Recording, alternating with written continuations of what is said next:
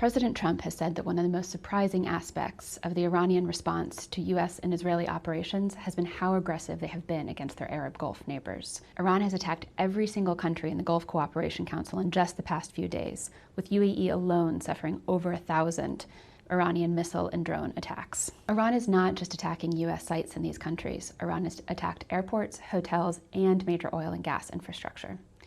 The Gulf that emerges from this conflict will be different. The attacks are upending Gulf assumptions about their national security and could have lasting economic consequences. The UAE relies heavily on trade and tourism, and Saudi Arabia is pursuing an aggressive economic diversification agenda. If these countries can't convince investors that the region is safe, it could upend their entire economic model. The conflict is also forcing a reckoning for U.S. Gulf military relations. Gulf countries are reckoning with tough questions about whether or not housing U.S. bases is worth the risk. Whether the U.S. is able to provide sufficient support to the Gulf countries as they defend against Iranian attacks, and whether the U.S. is willing to provide stronger security guarantees in the wake of these attacks will be important factors as the Gulf countries weigh these questions.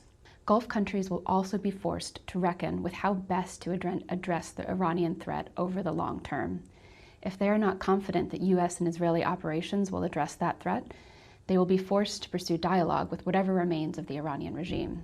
That begs the question, what will the Iranian regime demand in return?